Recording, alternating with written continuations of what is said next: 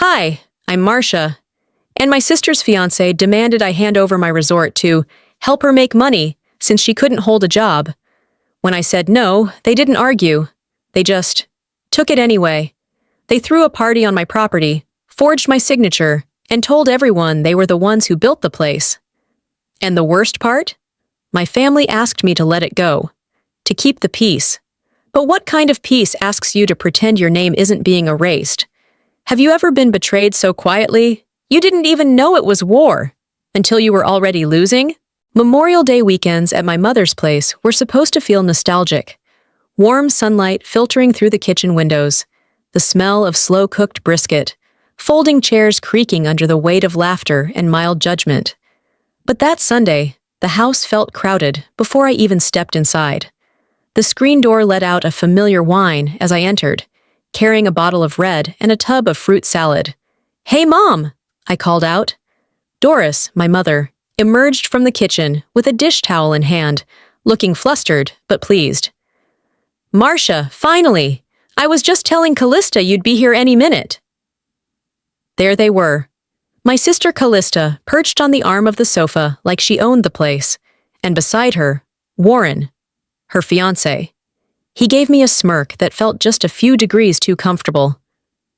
"Long drive from Santa Fe?" he asked, voice as smooth as the bourbon in his glass. "Not bad," I said, placing the salad on the counter and straightening my blouse. "Quiet," Callista raised a brow. "Must be nice. Peace and quiet. Not all of us can retreat to the mountains and play entrepreneur." It started like that. Harmless jabs, the kind that passed as sibling banter in dysfunctional families. We sat, exchanged pleasantries, nibbled on crackers. But I knew something was brewing. Callista never invited me into a room unless there was a motive. "So," Warren began, swirling his drink, "we've been talking about the resort." My posture stiffened. "What about it?" Callista leaned in, elbows on her knees, eyes glittering like she was about to deliver a TED Talk. "We've got this idea. A collaboration, really. I've been out of work for a bit, just until something aligns. But I thought, maybe I could help manage the place, give it a fresh angle." Warren chimed in. "We'd structure it like a partnership. Split profits, run weekend retreats. You keep the name, we build the brand. It's a win-win." I blinked, trying to process the audacity. "You want to use the resort for your business venture?" "Not use," Callista corrected. "Grow. You've got the space. We've got the vision." I looked at my mother, expecting some sort of reaction.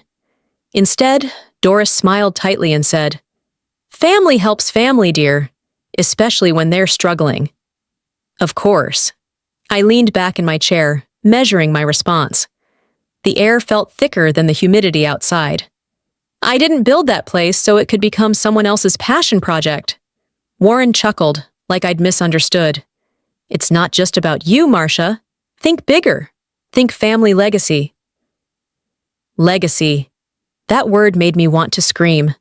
I remembered the nights I slept in the unfinished guest suite on a blow-up mattress, checking invoices on my laptop. I remembered hauling supplies when the delivery trucks refused to drive up the dirt road. No one was around then. No Callista. No Warren. Just me and the quiet kind of exhaustion that either breaks you or makes you build harder. I said nothing for a moment. Let them enjoy the sound of their entitlement. Callista broke the silence with a sigh. "You always do this. You hoard things. Space, time, attention. You think saying no makes you strong. It just makes you alone." Doris stepped in, voice trembling like she was already tired of the conversation. "Can't we just enjoy today? It's Memorial Day. You don't have to decide anything now." Warren tilted his head. "We've already drafted the proposal. It's just a formality, really." That's when I knew. I stood slowly. "I'm not interested." Silence. Not even the fridge dared to hum. Callista looked up at me like I'd slapped her. "You'd really let me sink like this? Your own sister?" Warren's tone dropped, all charm drained out. "You sure this is the hill you want to die on?" I didn't answer. I picked up my bag, nodded at my mother, and walked out the door before the tears could betray my face. The drive back to Santa Fe was quiet, just the way I liked it. I didn't play music. I didn't talk. I just let the miles unwind the knot in my chest. That night, I poured a glass of wine and sat on the porch, watching the last of the light disappear behind the mountains. Then my phone buzzed. LinkedIn notification. Callista Duval has updated her job title. General Manager at the Vay Retreat. I didn't even sit down when I got home. I tossed my purse on the counter, slipped off my shoes at the door like I always do, and was halfway to pouring a glass of water when the notification lit up my screen. Callista Duval has updated her job title. General Manager at the Vay Retreat. For a second, I thought it was a mistake. Some kind of LinkedIn algorithm fluke. But then, I saw the post attached. Her face, smiling in front of the resort gates, standing a bit too far forward, so the sign with my name was almost cropped out. The caption read, "Excited to start this new journey managing a place that means so much to my family." It hit harder than any confrontation. It wasn't just a boundary crossed. It was a public rewriting of my life's work. My fingers curled around the edge of the counter. The truth wasn't just being bent. It was being replaced. I stared at her post, then at the dozens of likes, comments, shares. Some from people I hadn't seen in years. "So proud of you, Callista." This is what family business looks like. The kind of words that don't bother to ask what's real, only what looks good online. I picked up the phone and dialed. No hesitation. "Marcia," Callista answered, like I was calling to congratulate her. "Saw your comment. Oh, wait, you didn't leave one." "What the hell is this?" I asked. My voice was calm, but it vibrated with something sharp. She gave a soft laugh, like this was no big deal. "Chill, it's just for optics. You know how hiring managers scroll these days. Makes me look like I'm active. It's not like I said I owned it." "You implied it," I said. "That post made it sound like you're running the whole show." "It's not like people care that much, Marcia. And anyway, it's family. What's yours is, sort of, ours, right?" I didn't even get a chance to answer before Warren's voice echoed in the background. "It's all family anyway. Might as well look unified." I ended the call without a word. The next day, people started tagging me. Friends from college, my old mentor from Albuquerque, even a woman I'd met once at a wedding. All commenting on Callista's announcement, some adding me in replies, assuming I was part of it. One woman wrote, "What a beautiful family collaboration. You must be so proud." That word again. I clicked through the photos Callista posted, walking the garden paths, posing by the fireplace, her arms crossed like she'd designed the place herself. The same fireplace I hand-laid tile around at 2 in the morning. The same patio I sanded while icing my knees. She didn't just borrow my space, she was erasing me from it. That night, I got an email from a guest, someone I didn't recognize. "Hi there. I tried booking a weekend at the resort and got a little confused. Your sister said she was the owner and asked me to send payment through her directly. Just wanted to confirm that was legit?" My chest tightened. I checked the booking system. Several entries had been added, but not through our official channels. All recent. All linked to email addresses I didn't recognize. But when I cross-checked the names on social media, they were all people Callista followed. She'd already started. Unofficially renting out my property to her friends like it was hers to give. I didn't cry. I didn't scream. I opened a new tab and started reading through the New Mexico Property Code, tenant fraud, identity misrepresentation, civil damages. By morning, I had a folder full of screenshots, post captures, booking inconsistencies, and a draft email to my attorney. I wasn't about to play this on their turf, not anymore. I wasn't going to post a subtweet or beg mom to intervene. This wasn't about feelings anymore. It was about facts. A few days later, I drove quietly to Taos. My attorney met me outside her office, her hair in a tight braid and a folder already in hand. I told her everything. She didn't gasp, didn't coddle, just nodded and said, "Let's make a paper trail before they burn down the truth." That night, as I settled back in Santa Fe, a message from an old friend popped up on my phone. Hey, just saw the news. Did you really give Callista the resort? That's so generous of you. I sat there, phone in hand, heart steady. No. And I think it's time people know that. By the time I got back from Taos that afternoon, I was mentally spent. Between legal consults, file folders, and my own swirling anger, all I wanted was a moment to sit without someone else's expectations clawing at me. There was an envelope tucked halfway under the doormat. Manila. My name in my mother's handwriting, soft cursive, too careful, like she was trying to convince the paper not to upset me. I didn't open it right away. I left it on the dining table and made tea instead, letting the kettle scream longer than necessary before turning it off. Once the house was still, I slid my finger beneath the flap and pulled out the letter. "My sweet girl," it began. That should have warned me. The next few paragraphs dripped with carefully crafted warmth. Phrases like, "with concern, not criticism," and "family always finds its way back." Then came the real ask, wrapped in passive pleasantries. "Perhaps there's a way to reconsider. Pride has divided sisters before, and I'd hate to see that happen here." No mention of Callista's lies. No reference to the bookings she'd funneled through back channels or the job title she'd gifted herself. Just a gentle scolding aimed at me, because clearly the problem wasn't the invasion. It was that I dared to call it what it was. Guilt wears many faces. My mother's took the shape of long-winded sentences dressed as concern. I set the letter down and leaned back in the chair, staring at the ceiling like it might explain to me how a daughter turns into a villain for saying, "This is mine." Not a single line acknowledged what had been done, just what I hadn't allowed. That night, I called someone I hadn't spoken to in months, Dr. Melanie Pierce, my old therapist from Santa Fe. I hadn't booked a session since before I opened the resort. I didn't even know if she still had my file, but when she answered, her voice hadn't changed. "Marcia? Yeah, I might need to unpack something." We didn't do formalities. I told her about the letter, about the fake job title, the rentals, the family chat, the voicemail from Mom that started with a sigh and ended in a veiled warning. "Let me ask you something," she said gently. "Do you think your mother's letter was written to connect or to control?" I didn't answer right away. I didn't need to. "I think," I said slowly, "it was a way to ask me to feel bad for not letting myself be used." There was a pause. Then she said, "Loyalty that cost you your identity isn't loyalty, Marcia. It's slow death." When the call ended, I sat for a long time in the dark, holding the letter. I didn't tear it up. I didn't frame it. I just added it to the growing file of things I no longer had to carry with shame.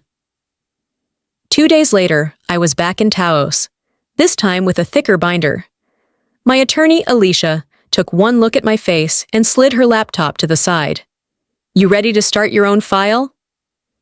"I already did," I said. "Now I want to make it official."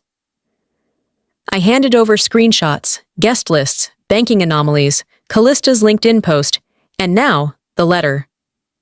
Alicia raised a brow but said nothing. She slipped it into a plastic sleeve, marked it as contextual evidence. "They crossed a line," I told her. "Now they don't get to pretend I imagined it." She nodded once.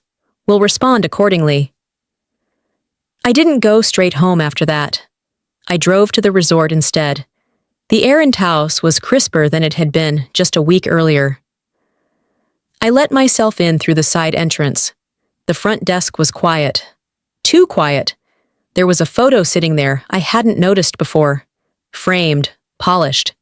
One from years ago. Me, Callista, and our parents, standing in front of the cabin on its first day open. Back when it still smelled like pine and paint. I picked it up, flipped it over. A sticky note on the back, in Callista's handwriting. Imagine the look on her face when she finds out. That was it. No signature. Just a note to Warren, I assumed. Like this was all a joke to them, a game. I stood there, still holding the frame, breathing through the weight in my chest. They didn't just cross a line. They built a house on it. The photo was still in my hand. I'd been standing there, Staring at the sticky note stuck to the back for so long, my fingers had started to cramp. 5 words. Just 5 words in Callista's slanted handwriting, curved like it was meant to look casual. Imagine the look on her face. I wasn't hurt anymore. Not in the way that makes your throat close up or your eyes sting. This was different, colder, sharper, like the moment you realize the wound's no longer bleeding, just hardened over. They weren't just testing me, they were mocking me, and I'd had enough. The next morning, I called Alicia before I even had my first cup of coffee. She answered on the first ring. "I'm ready," I told her. "Walk me through it," she said, her voice steady.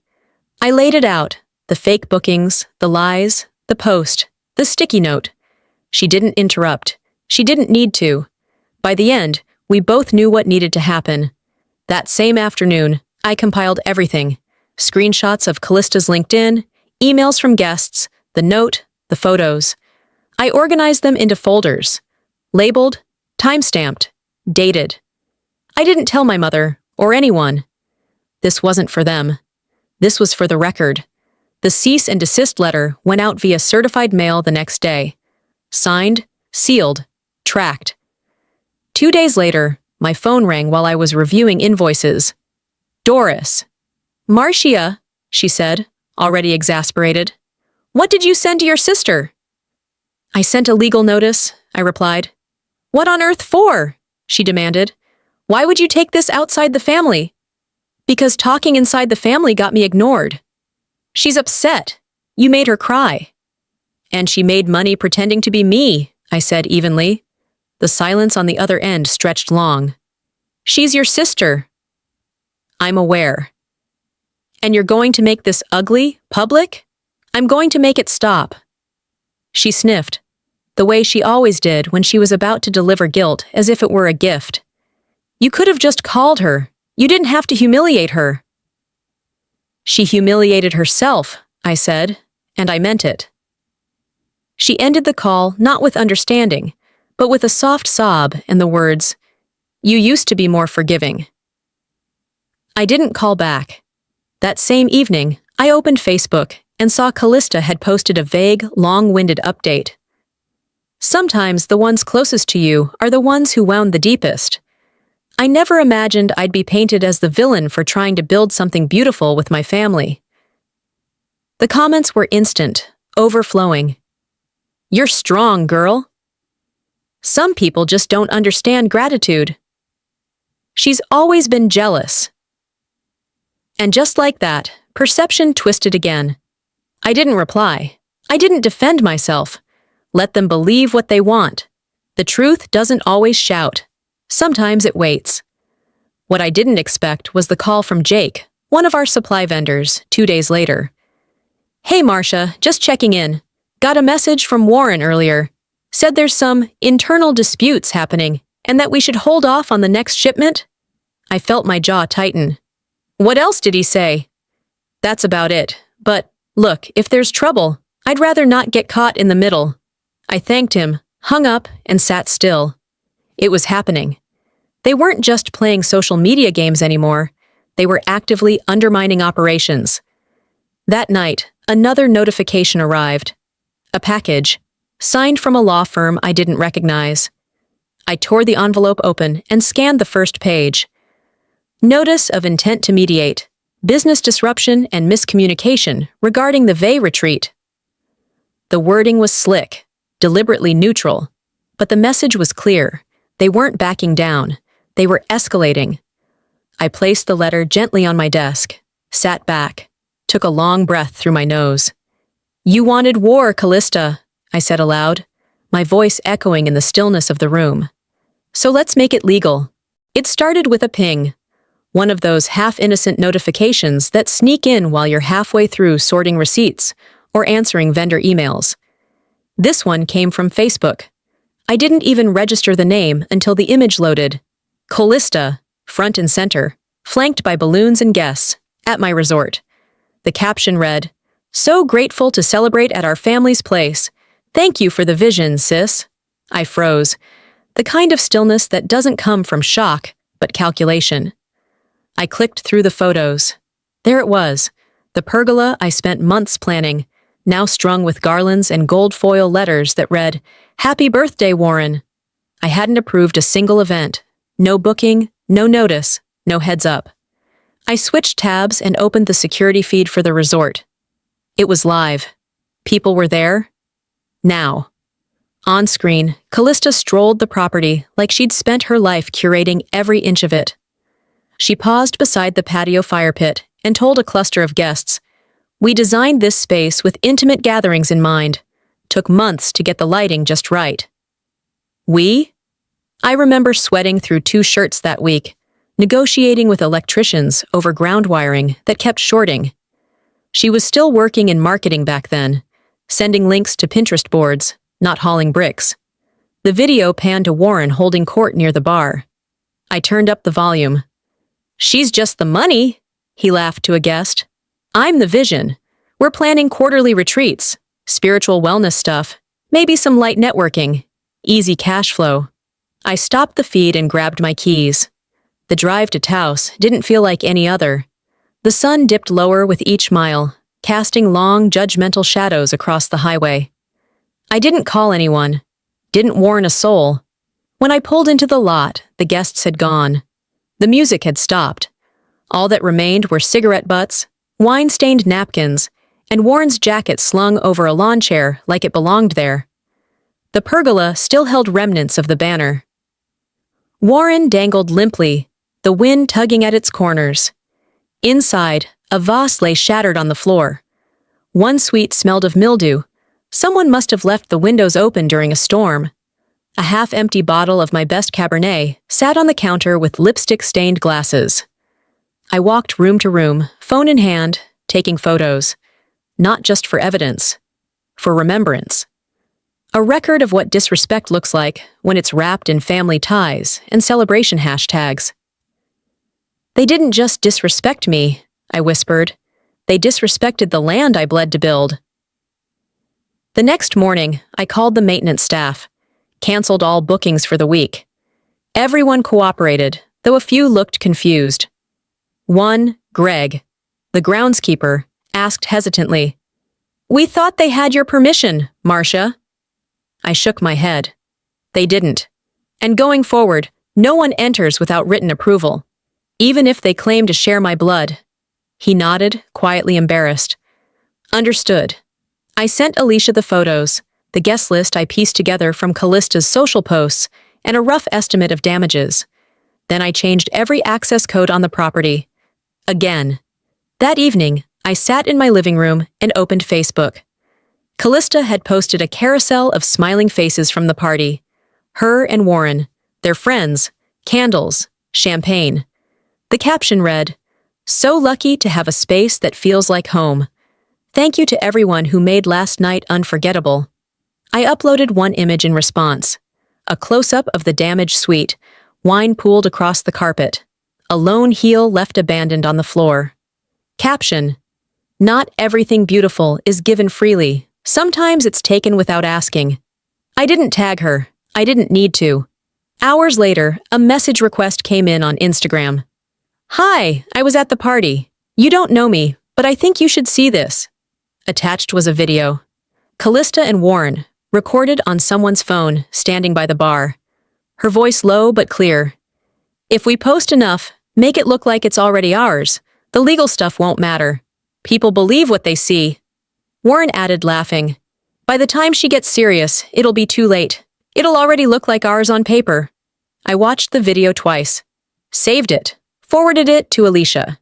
Then I sat back, closed my eyes, and said out loud to no one, "You wanted a legacy built on lies? Let's see how long it stands." The moment I hit play on the video sent by that anonymous party guest, I knew I wasn't just dealing with arrogance anymore. I was dealing with strategy.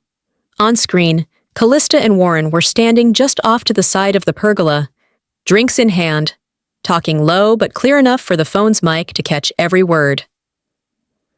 "All we need is a few more posts before the narrative sticks," she said. "After that, it's just paperwork." Warren chuckled. "Exactly. Make it look like ours long enough, and it'll be ours, legally or not."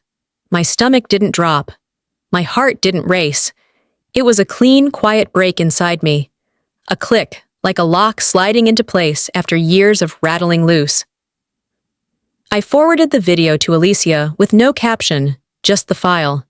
She'd know what to do. Then, I opened the admin dashboard of the resort's security system. One by one, I revoked every access code, every digital key, every backup override. They were out. I canceled all deliveries for the week. I emailed every vendor and partner we'd worked with in the last 6 months. Temporary maintenance scheduled. Access suspended. We apologize for the inconvenience. I changed passcodes. I rewired locks. And for good measure, I notified staff that all approvals going forward would require direct sign-off from me. In writing. I wasn't just protecting a place anymore. I was protecting the truth. 3 days passed before they noticed. I was at my desk finishing a vendor call when my phone lit up with a string of missed calls from Callista. Then Warren. Then Callista again. Then a text. Warren, we need to talk. You're taking this too far. I didn't respond. Instead, I contacted Joel, my security contact in Taos. Can you have a car do a soft watch near the gates for the next 72 hours?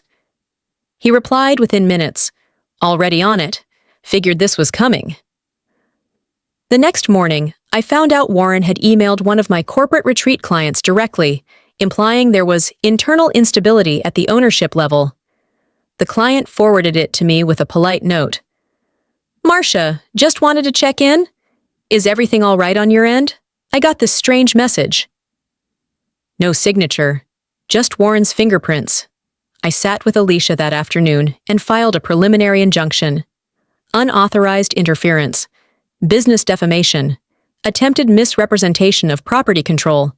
We're building the wall now, she said. You're not just defending the line anymore, you're laying the foundation for legal action. Later that night, I went through our guest review portal, looking for patterns in spam reviews we'd started receiving. In the middle of the mess, I saw a review left by a former guest, unprompted. Still one of the most peaceful weekends I've had. Owner was gracious, space was clean, views unforgettable. Ignore the drama. This place speaks for itself. It wasn't a direct defense, but it was timely. I didn't know who they were, but I whispered, "Thank you," under my breath. A few hours later, a text from a neighbor of the property buzzed through. Tom. Saw 2 people trying to jiggle the gates yesterday. Told them if I saw it again, I'd call the sheriff. I stared at the screen longer than necessary. The kind of stare you give not out of disbelief, but because reality is confirming what you feared. You were never being paranoid. People like to act like betrayal is a knife to the chest. But the truth is, it's more like erosion. It wears you down. Until you're a shell of a person who second-guesses every instinct. Then, in one moment, it flips. And you realize you weren't crazy. You were just being slowly erased. I sat at my desk around 10:15 that night, updating invoices and logging vendor notes when another ping arrived. An alert from the bank. Suspicious activity detected. Possible payment redirection. I clicked through. The numbers weren't just off. They were bleeding. Thousands gone. Rerouted through a shadow account tied to a name that looked suspiciously like a Shell LLC. I leaned back, closed my eyes. They hadn't just broken boundaries. They were inside my walls. The bank manager's voice was calm, almost annoyingly so, as she walked me through the flagged transactions. We noticed a pattern of withdrawals starting 2 weeks ago, she said. All routed through an account linked to a business entity that used to be authorized on a different cardholder file. A name popped up, one I hadn't seen on anything official in years. Callista. She still had access to a vendor account I'd created years ago for decor and staging purchases when we opened the resort. It should have been deactivated. I thought I had. But it was buried in an old shared profile that somehow slipped through my security sweep. My jaw clenched. I asked the bank to freeze the account immediately. Damage control was no longer just about my name. It was about every dollar tied to that name. They didn't just try to take my identity. They went for the veins of the business itself. That evening, While scanning paper statements to prepare an updated financial report for Alicia, a courier rang the doorbell. I opened the door to find a young man holding a large envelope and a clipboard. Marcia Vey? Yes. You've been served. The words landed like a slap. I shut the door, tore open the envelope, and scanned the first few lines. Plaintiffs, Callista Duval and Warren Gaskin defendant, Marcia Vey, claim. Loss of revenue, interference with business opportunity, breach of verbal agreement. My knees didn't buckle, my breath didn't catch. I just sat down. They had filed first. They were accusing me of disrupting their business, claiming I had verbally agreed, in front of family witnesses, to share managerial control of the resort. The same resort I had paid for, maintained, and lived for. This wasn't just twisted, it was calculated. The next morning, I gathered with Alicia and Jonah, my accountant, in her conference room. We spread out every document, every email, every calendar invite from the past 6 months. They're using things like brunch conversations and vague texts as legal footing, Alicia muttered. This is smoke and mirrors. But we're going to need more than truth. We need clarity in paper. I pulled out a notebook and began drafting my own timeline. Dates, events, conversations, every instance of misrepresentation, every lie, every moment I said no, and they ignored me. This isn't just a court battle, I said, flipping to a fresh page. It's a war for my identity. 3 hours later, Alicia was drafting our counterclaim. Fraud, unauthorized use of property, defamation. Jonah flagged inconsistencies in the accounts that made Warren and Callista's claims look even more desperate. But the battle wasn't just in court. Later that week, I opened the family group chat and saw a new thread from Callista. A long message full of veiled insults, spiritual language about choosing compassion, and screenshots of my cease and desist letter, heavily redacted but enough to stir the pot. Doris chimed in. Marcia, please don't escalate. Just find peace. We can work this out without lawyers. I didn't reply. I didn't explain. I just left the group chat. No farewell. The silence said more than I ever could. That weekend, I heard from one of my long-standing business contacts, Jenna, who coordinated luxury retreats. She forwarded an email Warren had sent her.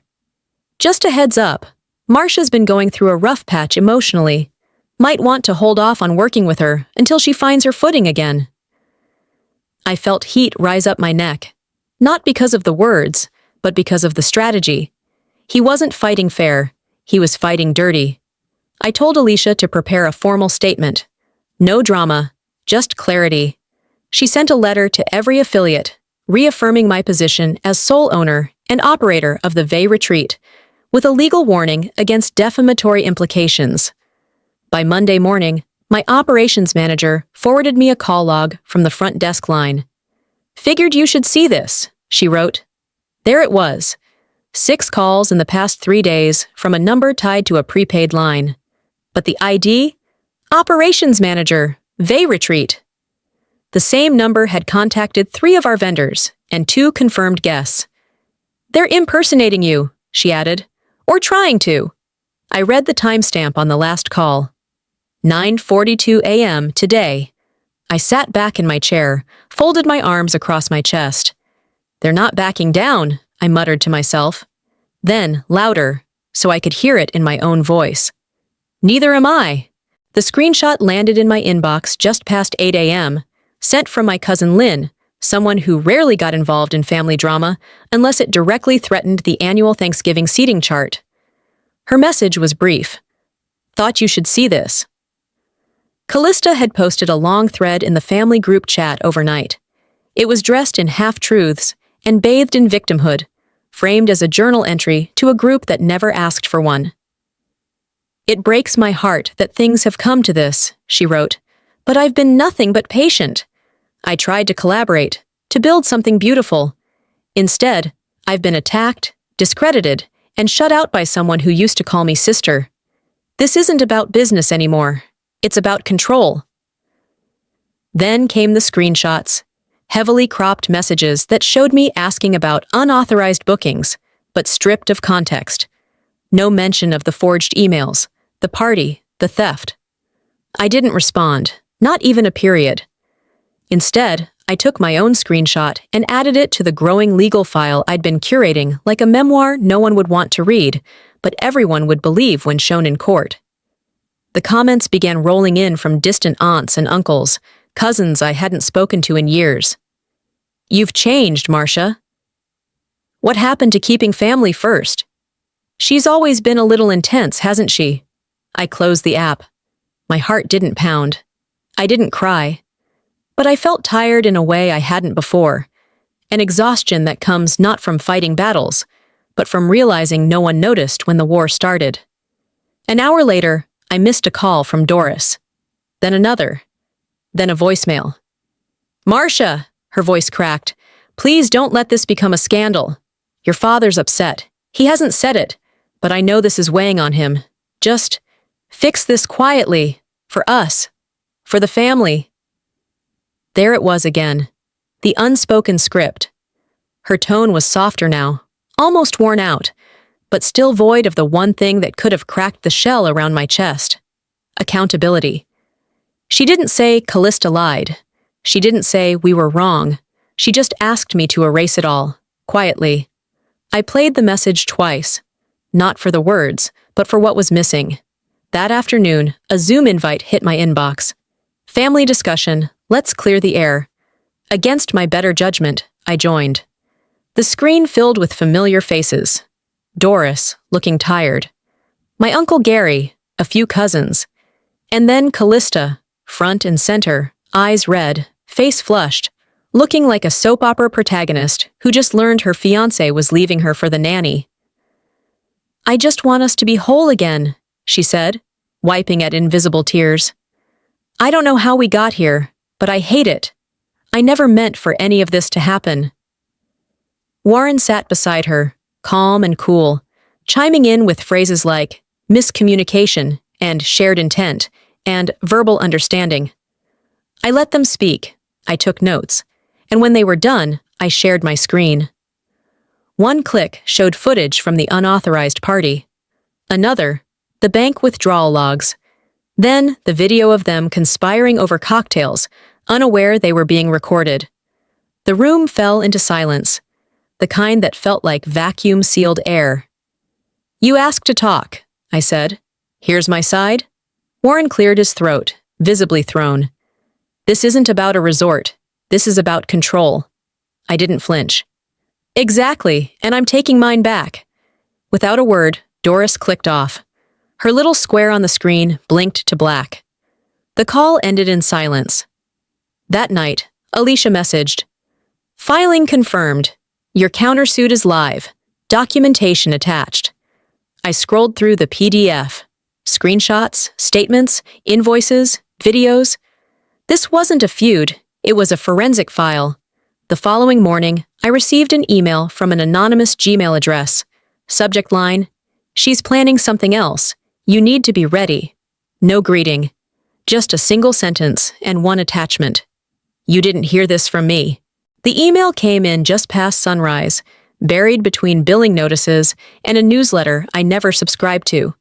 No subject line, no name, just a Gmail handle that meant nothing to me. But the attachment, that was impossible to ignore.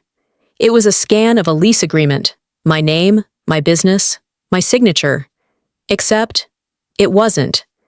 The document claimed that I, Marcia Vey, had granted partial operational control of the resort to Callista Duval 6 months ago. The date alone was a red flag. The address listed was one I hadn't used in 3 years. The phrasing was stiff, off-brand. Even the signature, it looked like mine from old credit card slips, not how I sign legal forms now. Beneath the attachment, a single line of text. "She's trying to backdate this and submit it. Get ahead of her." I didn't hesitate. I sent it to Alicia before I even put water on for coffee. Her response came less than 10 minutes later. "I'll meet you at 9 a.m. By the time I arrived at her office, she had a binder open on the table and a yellow legal pad filled with scribbles. I dropped the printout on top of it. "It's fabricated," I said. "Flat out." Alicia nodded, flipping through reference signatures we'd compiled from other filings. They're not even trying to be subtle anymore, but it's enough to trigger a filing unless we challenge it now. She was already drafting a motion to freeze any court action based on the document. We'll file a forgery rebuttal by noon. You'll need to sign a declaration under penalty of perjury. I didn't even blink. Give me the pen. As we worked, Alicia muttered, mostly to herself, "The only thing more dangerous than a lie is a lie dressed up in your name." The judge granted a temporary halt by early afternoon. Any motions involving the forged lease would be frozen until a formal hearing. But of course, Callista's team immediately shifted gears, pressing for mediation instead, hoping to circumvent the challenge. That night, as I poured myself a glass of water and sat down at the kitchen counter, my phone buzzed with a call from Doris. She didn't start with pleasantries. "I know things are tense," she said, voice low, "but please don't drag this out in court." "I didn't forge a lease, Mom." "I'm not saying that." "No, you're saying I shouldn't escalate, that I should ignore it." Again. "I just think, let me stop you." I took a breath. At what point do I stop being the villain just because I said no? There was silence on the line. Then the sound of her breathing, tired and unresolved. We ended the call without goodbyes. The next morning, I got a message from Kelsey, our old resort bookkeeper from the first year. "Hey, weird question," it read. "Did you ever ask Callista to pull old letterheads from archive files?" I stared at the screen. "No, why?" "She said you were digitizing old records and needed a few blank ones. This was like 3 months ago." I called her immediately. "Did you give them to her?" "Yeah, a few. I didn't think anything of it." "I do now," I said. "Thanks, Kels. This helps a lot." I added the message to the evidence timeline. The puzzle was coming together, and it pointed one direction: intent. Later that evening, I drove back to Taos. I needed to breathe different air. But as I stood at the front gate of the resort, keys in hand, the view that once calmed me now felt tainted. This wasn't just a property anymore. It was a battlefield, one where every inch of ground I had earned was being dragged through mud by people who hadn't lifted a single stone. I closed my eyes and tried to find that version of me who once stood here with blueprints and big hopes, who opened this place thinking it might become a quiet retreat, not just for guests, but for myself. "They signed nothing," I whispered. "I built everything, and I will not be erased." The next morning, as I was sorting paperwork in my office, my phone buzzed again. Voicemail, Warren. His voice was clipped, smug. "You thought we wouldn't go this far? You should have played nice." I didn't listen twice. I deleted it and turned to the thick file on my desk, dozens of pages deep now, tabbed and time-stamped. I clicked my pen, stared out the window, and said it aloud. Game on. The email subject line read, "Cancellation Notice, Harmony Collective Group Retreat." I didn't need to open it. My stomach already knew. But I clicked anyway, because that's what owners do. We don't flinch. The message was short and sterile. Due to recent concerns circulating in local press and social media, and in the interest of protecting our organization's reputation, we have decided to cancel our upcoming booking at the Vey Retreat. No deposit refund necessary. We appreciate your understanding. It wasn't about the money. It was about the erosion of trust, carefully sown over 2 years and undone in 2 weeks by people who never once touched the soil beneath this place. I sat at the edge of the bed in the guest suite I used when I worked late, the silence so loud I could hear the blood behind my eyes. "They managed to make me look like a risk," I whispered, staring at the floor, in a space I built from the ground up. By afternoon, Warren's final blow made the rounds online. A Facebook post, vague and laced with implication.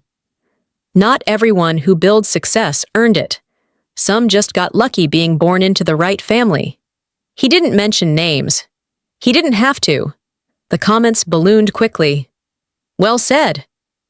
I always wondered where the funding came from. Some folks wouldn't know hard work if it hit them." Alicia drafted a cease and desist that same night. I signed it, hands steady. Let's send it and file defamation if he so much as breathes another word. Then I took a walk through the main hall. My reflection caught in the window, exhausted, unshaken. Funny, I muttered. I didn't realize pouring concrete and paying taxes was luck. The next day, I posted a single photo to my professional page. A stone, not fancy, just a cornerstone I had laid on opening day, dated and signed with permanent ink. In the background, the early structure of the resort, framed by blue sky and promise. Caption: for those wondering, this is how legacy is built, with hands, not hashtags. The post took off. Not viral in a teenage dance video way, but hundreds of shares, heartfelt comments from former guests, former staff, architects, even a few industry peers who had gone silent until now.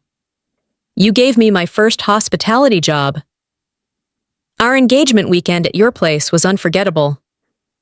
She's the real deal. I've watched her work. Respect to the woman who built something real in a world full of smoke. I didn't respond to any of them. I didn't need to. Then, Alicia called with news. The emergency protective order's been granted. Full freeze on property activity and business accounts. The forged lease is officially under fraud investigation. I took the call on the back porch, staring out at the hills behind the property. The quiet buzz of the wind turbines miles away reminded me how still victory could feel. This isn't about revenge anymore, I said softly. It's about restoring truth to the record. Later that week, I turned down an interview request from a local journalist. We're doing a piece on small businesses weathering internal sabotage. You'd be perfect, off the record even. No, I said, gentle but firm. Not yet. I walked the resort grounds that night. No event, no vendors, no guests. Just me and the gravel crunching beneath my boots. It didn't feel hollow, it felt claimed. When I got back to the office, Alicia was waiting with a smile that almost cracked her usual composure. We're ahead now, she said. Don't flinch. I won't. That night, just as I was shutting down my laptop, a voice message came through. Callista. Her voice was shaky, a breathy mess of panic and confession. If I lose him, I lose everything. You win.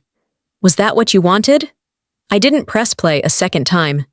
Instead, I whispered aloud what I had carried too long. You lost you. I just stopped covering for it. The envelope had no return address, no sender, just my name, typed, centered, sterile and silent. It arrived on a Thursday. I found it in the morning mail, wedged between a landscaping flyer and a reminder from the county assessor's office. For a moment, I thought it might be another veiled threat or half-hearted olive branch.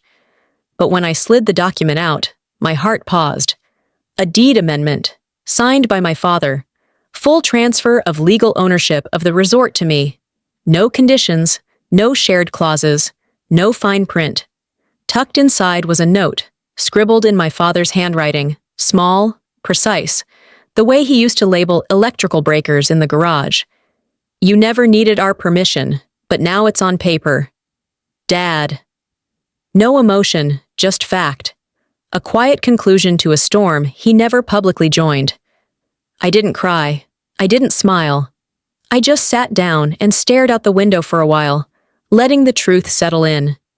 Something inside me unclenched.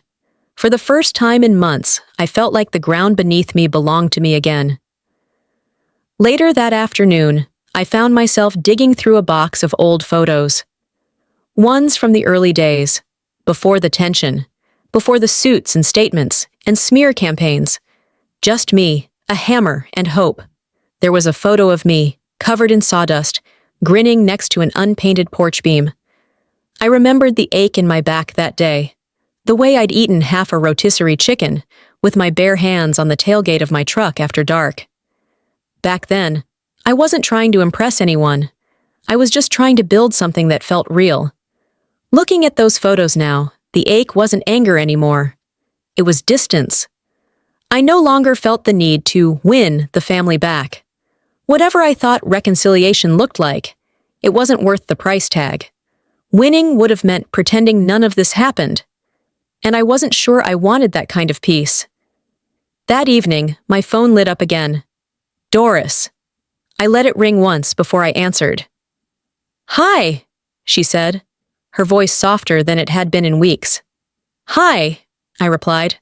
"I'm not calling to argue," she said. I wanted to ask that you not hate us. Me." "I don't hate you, Mom," I said. "I just don't recognize you anymore." There was silence on the other end. Not wounded, not angry, just tired. "I don't know how to fix it," she whispered. "Maybe it's not mine to fix." We didn't hang up. We just let the silence stretch until one of us ended the call. I don't remember who. The next day, I walked the property with the team. Alex from maintenance, Janelle from guest services, Peter from the kitchen staff. We did what we always did. Checked water pressure, tightened hinges, replaced chipped tiles. It was the first time in weeks I felt like I belonged in my own business again. "You've never needed permission to lead, Marcia," Janelle said as we fixed a loose sign near the parking lot.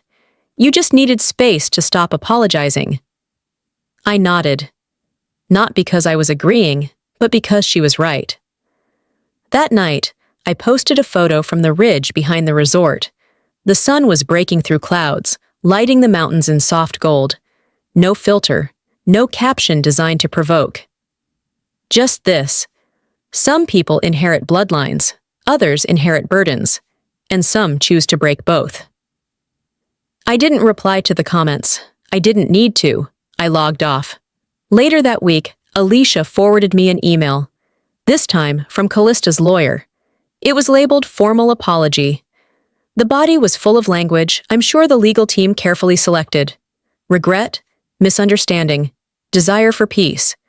But the line at the bottom stuck with me more than any of that. My client would like to meet in person, for peace. I stared at the screen for a long time. Then I closed the laptop. Sometimes, peace means not reopening old wars. The email came through just after 8 a.m. Its subject line a familiar blend of condescension and false hope. Final peace proposal. The Vey retreat. I didn't open it immediately. I made coffee first, took the long way through the hallway, straightened a chair that no one had touched. I watched the steam curl from the mug and disappear, like all the reasons I used to keep trying to be the one who de-escalated. Then I opened the file. It was dressed up as a settlement, though every clause reeked of surrender on my end. Shared statements, public apologies from both parties, a joint photo opportunity to restore public perception, and, buried in legal phrasing, the most insidious line, acknowledgement of misunderstanding between sisters. Not once did it say what had actually happened. Not once did it name the lies, the theft, the betrayal. They didn't want peace. They wanted a rewrite. I closed the email mid-sentence. That afternoon, I sat down with my team. Not just the legal one. The people who'd walked this path beside me, former staff, loyal guests, local partners. We spent the next 3 days creating a media release that wasn't just a rebuttal. It was a reclaiming. We compiled everything. Timeline, ownership documents, video evidence, testimonials. A short documentary-style clip narrated not by me, but by those who'd worked here, who'd seen it built. One of the construction workers said, "I remember her on site in the rain, holding blueprints and cussing at mud." Another, "She didn't inherit this. She built it. Don't let anyone tell you different." We uploaded the video quietly on a Tuesday. By Thursday, it had 250,000 views. And then, the tide turned. Callista's carefully curated online image shattered under the weight of receipts. Her followers stopped commenting. Then she turned off comments altogether. Within days, her account vanished.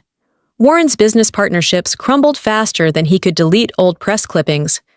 2 local vendors pulled out of his side projects. A podcast he'd booked removed his episode entirely. Doris went silent. The group chat that once buzzed with weekly photos and unsolicited articles died with a whimper. No one said goodbye. It wasn't revenge. It was the truth, with timestamps. Weeks passed. Quiet settled in the way it only does after a storm you never asked to fight. I didn't plan a celebration, but I did plan a moment. We held a small gathering at the resort. Just staff, some returning clients, a few community folks who stood by me when I had every reason to fold. Under the crisp sky, we unveiled a plaque mounted near the entrance gate. For the ones who build quietly, your legacy is louder than noise. No applause, just nods, just truth. That evening, long after the last guest had gone and the dishes were stacked in silence, I walked the perimeter alone. I carried with me a small shadow box. Inside was the original key to the resort's front gate, the one I'd changed 3 times in 6 months. I placed it in the glass frame and wrote in black marker beneath it, "Retired locks, retired fears." Then I hung it in the back office, where no one but me would see it. The next morning, I met a reporter for a profile piece she was writing, not for gossip, but for legacy. After the formal questions ended, she paused, recorder still in hand. "Would you ever reconcile if they apologized?" I smiled slightly, eyes on the distant pines. "I didn't ask for an apology. I asked for respect." Then I turned to her, steady. "The difference is, one of them is mine to give myself,